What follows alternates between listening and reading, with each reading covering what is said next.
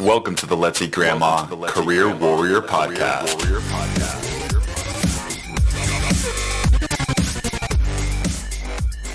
And welcome to the 79th episode of the Let's Eat Grandma Career Warrior Podcast, where our goal is not only to help you land your dream job, but to help you live your best life. Today, we're going to talk about putting yourself out there and meeting the right people to orchestrate your dream life. How about that for a topic? Did you just move to a new city? Is your life going through a period of intense transition? Maybe you're a new mother who is just returning back to the workforce after your entire life has been uprooted by the birth of a child.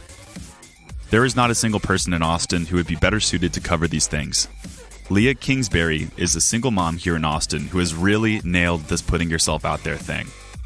I met Leah when I was her Uber driver back in 2017 when I was using rideshare to supplement my income. I instantly noticed something about Leah when I met her. She was magnetic, kind, social, and had just got done meeting up with a brand new friend, someone she just met online. My mind was blown. She essentially was going out and doing everything that I wanted to do as a new Austinite, but never had the time or courage to do. And with 13,000 Instagram followers, she has her own tribe of warriors who are bought into her message, resilience, and unwavering positivity. No matter if you're a mom or not, you can benefit from hearing Leah speak on this platform. So let's launch right into it with our 79th episode of the Career Warrior Podcast.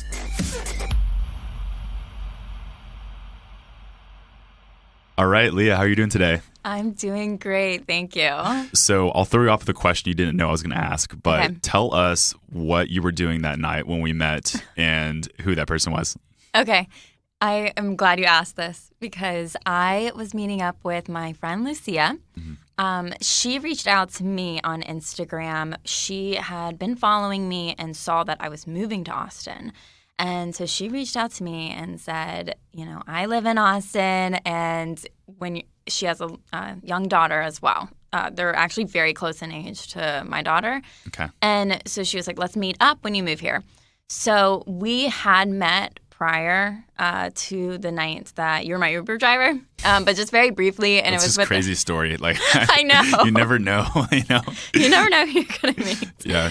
But so I had met her briefly with her husband and her daughter, and then with Penelope, my daughter. But that night, we decided to go out, have a girls' night. We went to Rock Rose Avenue in the Domain. And that was the night where we just were having so much fun and got to vent to each other, girl talk. It was a blast. And and then you Ubered me home because I could not drive. That's awesome. Always good to be safe. Yes. Are you still in touch with her now? Or? Yes, she is one of my best friends here. Gosh, that's crazy. Yeah. And we'll tie into that in the end. Like, you never know if, like, you know, a lot of us are, you know, progressed in our life and our careers or whatever, and we think it's too late. We've already made the friends we're going to make, you know, in the past, and we've already kind of set ourselves with a career. But I think you're a really good example of someone who's able to put themselves out there and essentially change their lives in, like, a matter of, you know, this year. So yeah. Thank you. If you could just open up about your initial story moving to Austin and your journey as a mother, that would be great. Yeah, of course. So Penelope's father and I decided to move to Austin. It was super random. It was an exciting adventure. Neither of us had been to Austin before. Mm-hmm. So we came here, and then it didn't work out for Penelope's dad and I, and he actually left and moved back to Nashville. But I decided to stay because I just completely fell in love with the city. And that was kind of my moment of, okay, I'm here by myself with my 2-year-old daughter. I didn't have any family here. I just had to really dive in and, you know, hit the ground running, figure out what I was going to do for work. I was already working part-time as an executive assistant, but obviously I needed something just to support us better. So I had to navigate that and basically build a support system from the ground up. That's amazing. Mm-hmm. And we'll talk about the support system in a second here, but I want to hear uniquely what are the challenges career-wise of being a single parent, especially in a city that you just moved to. Yeah. But what are some of the things that you struggle with that some of these other mothers might also be struggling with? Yeah, of course. I think truly just finding yourself and understanding that, of course you're a mother and you are doing everything you can for your children or your child, but you are also an individual and you have goals, and building up that confidence and knowing you're good at what you do is super important. And that took time for me. It did. It took probably a couple months and interviewing a lot and trying to understand what I was good at and getting really confident in myself in that. But also struggling, especially during interviews or afterwards, or overthinking, feeling like I had to explain myself and explain my situation or be apologetic. And were people were they inquisitive? Like, was it subtle, or did you think people were judging you on any sort of level? Honestly, looking back, I think I was just insecure and made it up in my head that people were judgmental on it. I don't think they actually were. Sure. Of course, I think some jobs or employers knew that it wouldn't work for the position, but that's also why I felt like I needed to explain myself. Yeah. I did have some people say, "Don't talk about it. Why would you talk about it? That's not what you should be even suggesting in an interview." Sure.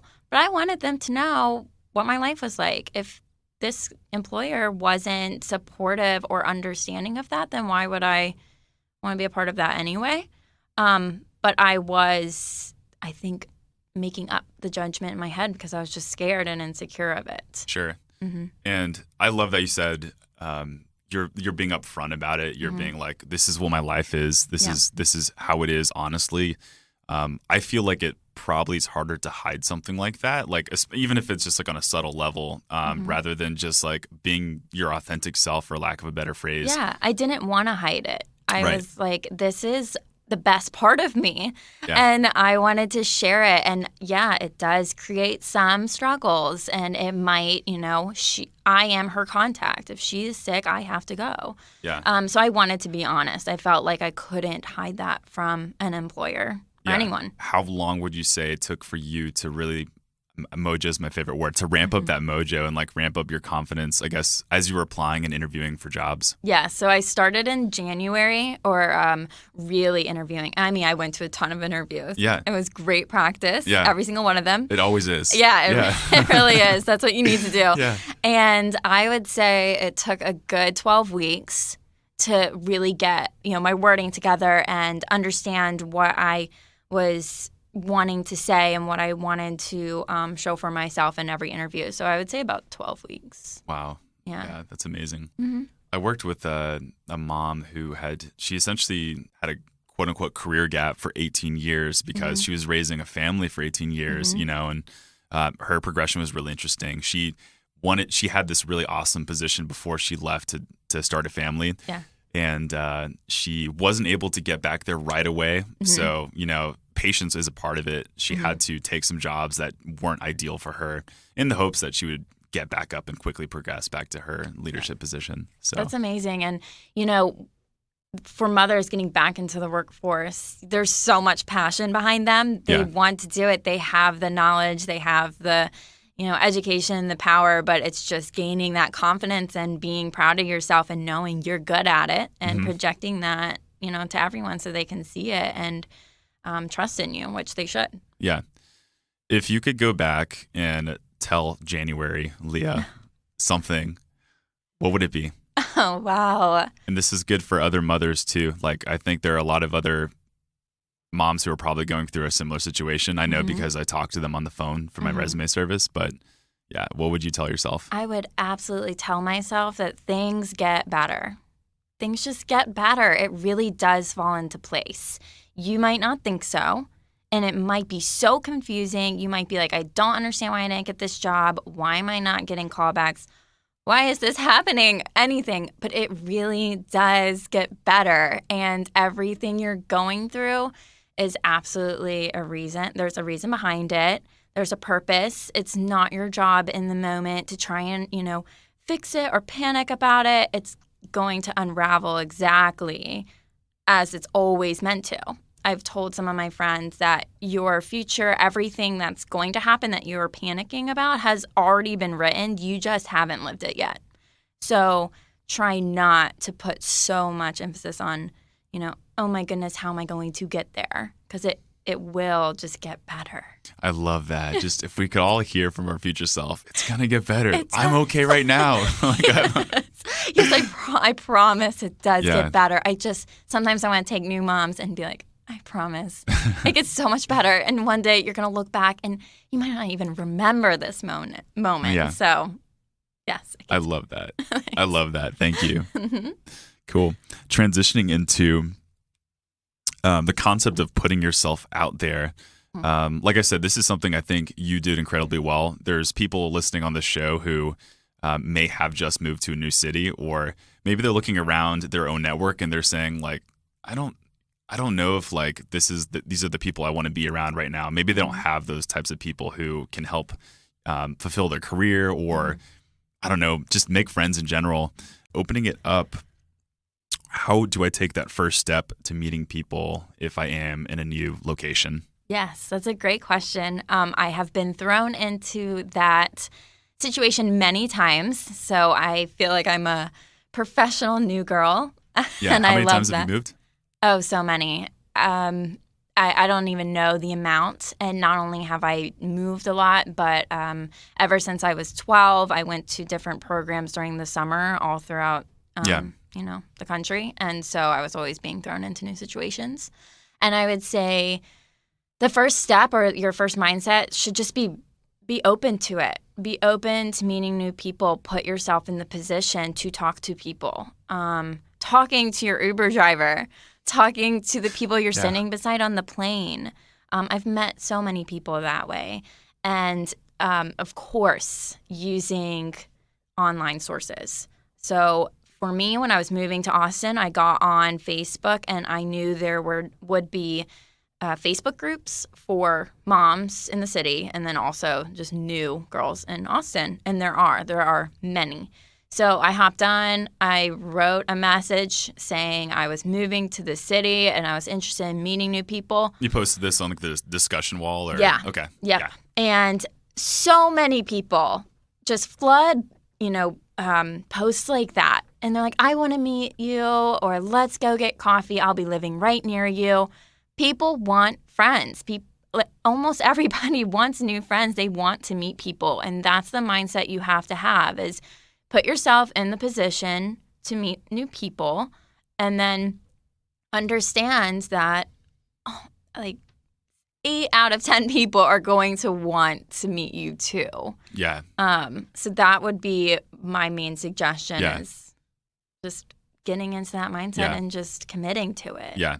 Well, a lot of people have blocks for whatever reason. Maybe society told them this, it's not okay to talk to strangers, ever. Or that people, if you may be more on the unconfident, shy side, you may say things like, if I talk to someone, I'm going to be bothering them or things like that. But I think what you uncovered right now, which is the mentality that other people, put yourself in the mindset that other people want to talk to you. Yeah. And you'll know if there are some days or some flights where I'm not in the mood and I put my headphones in and and no one will talk to me and I won't talk. And that's fine. That's okay. Yeah. You'll know. But small talk is, harmless, and you can usually catch the vibe. But it's funny you say that we've been taught not to talk to strangers, because with Penelope, my daughter, I do try and teach her to say hi to everybody. I encourage it. She does it on her own anyway. She's a 2-year-old. So cute. Yeah. So cute. But I've always encouraged her to just continue that and to say hi. And when someone's walking by, she's 2, so she'll say anything. She'll ask about someone. And I'll say, that's a friend. Even if we don't know the person, I usually will be like, oh, yes, that's a friend. Of course, I'm going to have to teach her the whole stranger danger thing, but that's another, age and another concept that I will get into with her. But I want her to know that she should be kind and friendly to everybody. Okay. Fantastic. I want to talk about strategies for meeting people, and I actually do want to touch a little bit upon the safety thing, just because I feel like you're clearly fine now, so you're doing something right, you know. Okay. So just I think, would you say like going online is probably the easiest way to do it? Like, what have you done the most of, I guess, in terms of putting yourself out there? Mainly Instagram. Yeah. I think just because you can get a good feel for what the person's like. A lot of people put themselves out there on their Instagram pages, unless they're private. But so if I see someone that I feel like I could vibe with or I admire what they're doing, I will reach out through a DM and say, You see what they're posting, you're checking out Yeah. their profile, their pictures, things like that. Yeah, and you can really get to know someone offline, especially on Instagram, liking their pictures, commenting. You start to develop a friendship before you even meet them. So you have things to talk about. So I will usually reach out via DM and say, you want to go get coffee or would love to meet up. Everyone's always super open to that idea. Okay, great. How do you know they're in Austin? Like, how do you attract people to follow you who are in Austin? Because I feel like Instagram's just like worldwide, Yeah, that's so interesting. I think that is an interesting question. Sometimes it shows their location, sometimes it doesn't. And then sometimes you can tell from their post, okay, she lives in Austin. I would say, I think just from those little hints, that's how I've known, okay, this person lives near me. Yeah. Or if they even say something in their captions. I have someone I follow, she mentioned she lived near the domain. And I was like, oh, I'm going to reach out to her. Perfect. Yeah. And it was an easy, I live so close to you. Like, let's hang out. Facebook, are you mainly Instagram, right? Mainly Instagram, but I have met people off of Facebook. One of my best friends here, I've met off Facebook. And it was just, she posted something saying she was wanting to have, coffee with someone, that she was going through a harder time. It was one of those Facebook groups that was private. It was for new mothers. And so I said, I would love to meet you. We met that week and we've been great friends. Yeah, that's so cool. Yeah. Oh my gosh. That's great. Another question that I imagine people would have is like, who initiates I have to get technical here because I'm a technical guy, but who initiates these conversations most of the time? Because, I know if I just were to kind of sit on my Instagram, which I'm not as active as I wish I would, no one would be DMing me, asking me to hang out, So I probably would need to take some initiative and be proactive, right? But did you find that you were the person who was doing most of the reach outs, at least in the beginning stages? Oh, yeah. I knew I am not afraid to do that. But there are moments, or maybe in the beginning that I was more timid, like, oh, how does this work? I just felt, I knew that I wanted friends and I was going to have to put myself out there to do that. And so, I definitely initiated a lot of the initial conversation. Okay. Yeah. Great. All right. Stranger danger. Okay, yes. Maybe this is something that you've just done naturally or subconsciously, but is there anything to look out for? Like, what are just some good practical tips if I'm meeting people online just to be safe? Just knowing that there are some bad people out there. I will say that I grew up being very independent. I moved around a lot. I lived in dorms and from the time I was 13 in New York City. And so I had to learn at a really young age how to basically be confident in myself, trust myself and my gut feelings, my opinions, what I see. I generally feel like I'm a very smart person when it comes to that, but I also am confident in myself and how I would respond to something, whether that's self-defense or, just being smart in the moment. I feel like I definitely, for online things, even, like online dating with all of that, I mean, that's scary too. And I know people are worried about that. But using your gut feeling, if something isn't quite right, if, the person that you're messaging is, you just get a weird vibe or the comments aren't, lining up well or canceling, all of that. If you're not comfortable in the safety sense, then don't do it. Also, I always drive myself. Okay, That's good. Especially, even meeting new friends. Always drive myself, always park in a public place, always meeting during the day and in a very public place. So if they're asking to meet up and it's a place that I'm unfamiliar with or that's not super comfortable, I'll maybe suggest somewhere else. But I always feel like going to a coffee shop is a really great, because there's going to be a ton of people there working, doing different things. And parking is usually pretty on site. So, and also right by the door. So just taking those little steps, and that's not even out of the ordinary, really. Yeah. And honestly, if you're following these steps, it's that's one, you should always be aware and self-aware. But for the most part, you can eliminate the true fear of who is this? The uncertainty that comes with it. And, if you are meeting somebody in a coffee shop during the daytime and it's a public place, then, that's one less thing for you to worry about. So you can confidently go out and meet people. Yeah, so. I think that honestly, when people tell me that sometimes that they're afraid that either, the person that they're meeting isn't going to be who they say, I'm sometimes it frustrates me because I'm put yourself in a safe position and it'll be fine. Yeah. You're not going to go meet somebody on a street corner at night. Yeah. I hope not. Yeah. So you're going to be smart. You're going to tell your friend where you are. My mom and my best friend and my sister have my location on at all times. Okay. And that's another good tip too. Yeah, it is. And if find my friends, yeah. Also, another great one is my best friend knows if I text her a blank text message that she's going to call me and she's going to help me get out of a situation. She knows that that's not a good thing if I text her a blank text. So that's kind of, and also my babysitter. Okay. Same thing. She knows that something's up. Something's up if she gets a blank text message. Never heard that before. That's good. That's so good she gets that and she'll call me and I'll have to leave. And then just stay on the phone with them until you get to your car. Okay. Mm-hmm. Yeah. Thank you for bringing that up just because I know it's something that people are going to wonder. And you got to, you're meeting people online. You got to think about these things. But we don't want people to be fearful by any means, just to be safe. So Right. Yeah. I understand that. All right.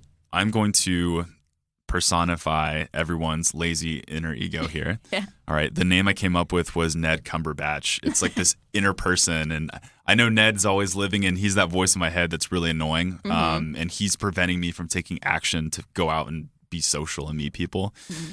Ned says constantly, I don't need to meet people. I'm doing just fine. Yeah, you don't need to meet anyone. You're tired. Just stay home. You already have your food and your shelter. You have a good job. You're fine. Even though deep down on the inside, I want to go out and I want to meet people, but it's weird. A lot of the times, in the past when I have put out the intent to go out and meet people and network or find a job or whatever, there's something stopping me, Mm-hmm. What would you tell me to try to get over myself? Because it's all within ourselves. First I would say, if you really feel that way, it's okay. Sometimes there are moments where we're just content with how things are. But if deep down, you have to, there has to be something that just makes you step forward and not let, your past moments of where you get held back and you don't want to put yourself out there from defining your future moments, because that'll stop you. And I honestly feel like, human connection is so important. Yes.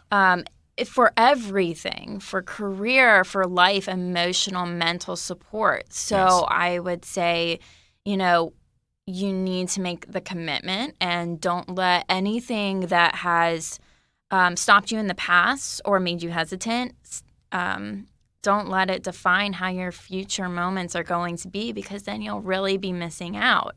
You could be you could be in an Uber with somebody, and if you're just on your phone the whole time, that could be a missed human connection that you would never have known. The phone. Yeah. That's the other option. It's such a tempting option. It's such a, because phones are great. The technology is great, but it's so easy, like I said, to just keep our heads digged in whatever technology we're in. And and not want to meet people. I always wonder what like living in the 1980s or Oh, I'm sure it was amazing. I mean, just, being at coffee shops and knowing people were somewhat open to talking. And I understand, the phone thing is a defense. It's, them, it's everyone. I do it too, of course. It's just the way that we are like, I'm busy or I'm nervous. That's probably more so what it is. And I think that's also something I keep in my head is if I get a odd reaction or kind of push back, not taking it personally and realizing that that person probably was shocked that you're even talking to them. Yeah, exactly. Yeah, that's a good point. Yeah. How have you internally dealt with adversity as someone who puts himself out there? So that would take things, I guess, to the next level. So I know sometimes I've been like, I guess, like kind of put down by people who just like kind of blow you off. But how have you dealt with that? Yeah, absolutely. I feel like I dealt with this a lot when I was younger, for sure. I've always had the more blunt and open personality. So, of course, I dealt with, going through middle school and high school and not receiving the same, feelings back or feeling rejected, feeling misunderstood. And again, kind of like what I said before, just knowing I cannot let those moments define my future, and I cannot let one reaction, stop me from how I actually am, myself. And I would say just staying very true to who you are and understanding that the person that maybe, did not respond the way you wanted it's not personal. It's not about you. Something's going on with them. They might be just as nervous as you are and don't know what to do. So they might be like, wow, I would love to talk with this person or, be friends, but I don't know what to do.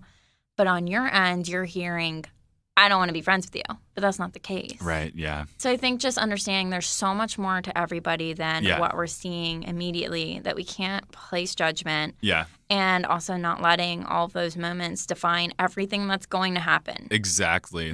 I think that's a pitfall a lot of people fall into is like they'll receive one, and this is for job seekers too, when they get rejected from jobs. Yeah. But they'll receive one rejection and they'll tend to, I don't know what the psychology term is for this, but they tend to attribute it to every other instance that is going to happen. So they'd be like, oh, this person doesn't think I'm a good candidate. The next person won't. So it's realizing that we do this sometimes as humans and stopping yourself and not letting that happen. Yeah, and you need to use it more so as just a learning experience, You say, okay, that wasn't meant for me. So, and it was never going to be if you get a rejection letter, so just. Heck yeah, I love that message. Yeah, it was never going to be yours. So don't let that affect what is going to be yours. Yeah. Something will be. Yeah, I love that. Fantastic. Any final thoughts for people who are trying to put themselves out there, whether they're a new mom or a job seeker? Yes, absolutely. Okay. My best piece of advice for meeting new people is do not cancel. Don't do it. Because I know you're going to want to. You will. I want to. When you're, online and you say, okay, I'm going to meet up. We're going to meet up for coffee on Tuesday at 5 p.m. And you're excited, but it's Tuesday morning and you are like, I do not want to do this. I'm scared. I don't know what I'm going to say. You're starting to overthink it.